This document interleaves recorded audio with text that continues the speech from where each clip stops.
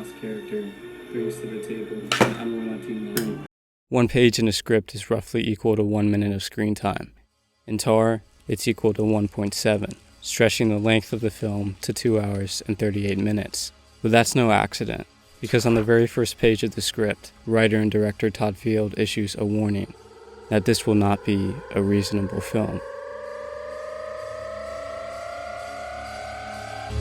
Lydiatar is all about time, and the orchestra and the audience are on her tempo. There's a reason why the first scene of Tar is 9 pages, and 3 scenes later, we only just see Lydia move for the first time. That's 16 minutes of the main protagonist sitting, speaking with words so big they could give you a headache. But again, intentional. Because whenever Tar does move, it's on her own accord. Action lines that last a sentence or over a minute when realized visually.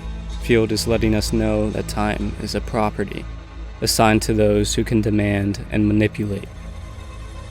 You cannot start without me. Before the film was even released, it had an audience wondering where Lydiatar lived, what she was doing today, and if she ever bounced back from her scandals, because Tar had to be a biopic. Even attributing an EGOT while being introduced by real-life writer Adam Gopnik, it only made sense that this was a story based on fact. And this was even furthered with Field's rigorous attention to detail, gathering 100 classical musicians to rehearse under the conduction of Cate Blanchett, who learned the craft only for it to be out of frame. Field didn't want to state the obvious. It becomes a dog act, and I wanted to just make it a fact. I didn't want people watching her fingers, I wanted them watching her eyes. Field spent a few weeks with John Mauceri, and with a background in jazz as an inspiring trombone player in his 20s, Field wrote his script to the tempo of the symphony. Because Tar isn't dragging, it's taking its time. Headings that take up a single line on paper equal out to entire musical movements on screen. Composer Hildur Guðnadóttir explains the preparation taken in mapping each part of the film to a different tempo, finding the right flow of each character to get a feel for their presence on camera. These are compositions that don't even make the final cut. Guðnadóttir even composed the final work that we never see Lydia perform. It's creating a backdrop of sound that rises beyond the screen. All around, that's what Field is doing, more than just movie making. He's building a world. He knows more than he requires in his characters, like Lydia's old home address and its proximity to Fresh Kills, the largest landfill on Earth where her father worked. I could talk about the smell of the garbage coming through those windows. Very detailed as a director. Tar is about so much more than musical performance. It's about power. At the fulcrum of the orchestral pyramid is its conductor. Lydia is at the precipice of her career, a body of work that has begun to unravel. In praise of Blanchett's subtle performance, the actions of Tar are ambiguous, open-ended, and even her fall from grace is undefining. Field's portrait of a crumbling figure is not final, but rather lugged along to a patient deliverance.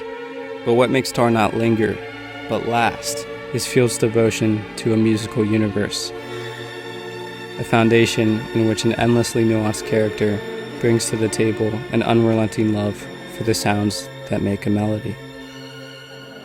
Now we can really understand what the meaning of music is. Finally, we've taken that last giant step, and we're there. We know what music means now. And we don't have to know a lot of stuff about sharps and flats and chords and all that business in order to understand music. If it tells us something, not a story or a picture, but a feeling.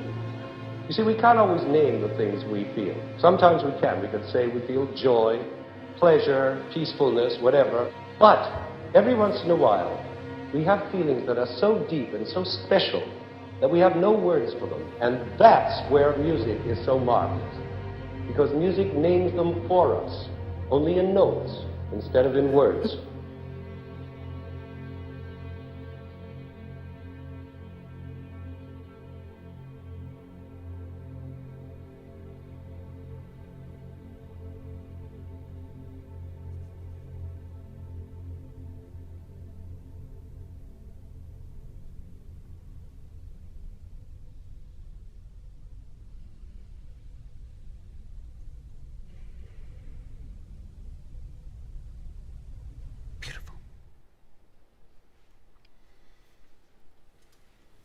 Danke sehr.